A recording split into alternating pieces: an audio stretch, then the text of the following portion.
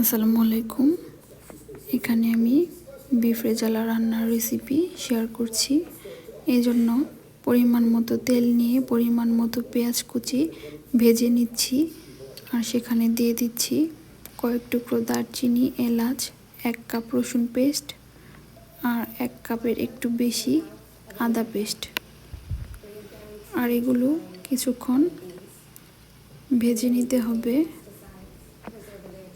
যেন রসমেলটা কমে যায়।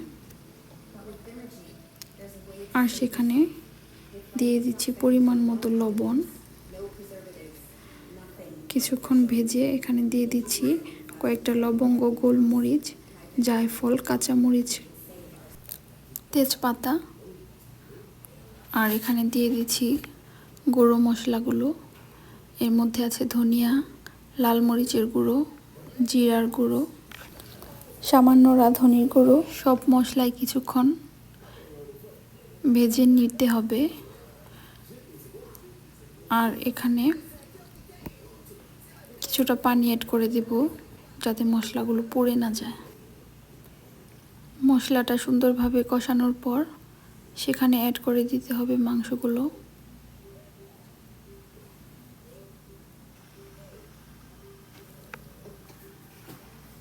এখানে মাংস দিয়ে দিয়েছি আর মশলার সাথে মাংসটা ভালোভাবে মিক্স করে নিতে হবে। কিছুক্ষণ ভালোভাবে মিক্স করার পর ঢেকে দিতে হবে।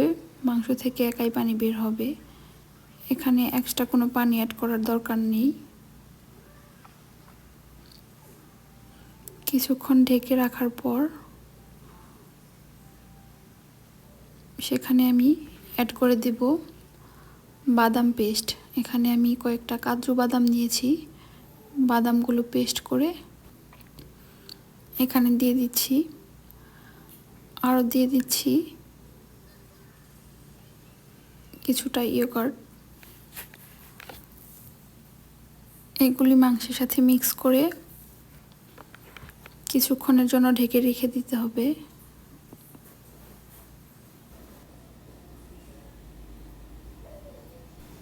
এখানে 1 কাপ পেঁয়াজ বেরেস্তা আছে, সেগুলো পেস্ট করে আমি মাংসের মধ্যে দিয়ে দিচ্ছি। মাংসটা অলমোস্ট নরম হয়ে গেছে।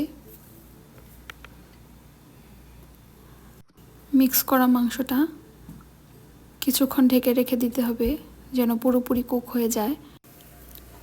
আর কিছুক্ষণ পর মনে হচ্ছে মাংসটা হয়ে গিয়েছে, তো রেডি হয়ে গিয়েছে। এটা খেতে কিন্তু ভীষণ মজা। আপনারা অবশ্যই ট্রাই করবেন। আসসালামু আলাইকুম।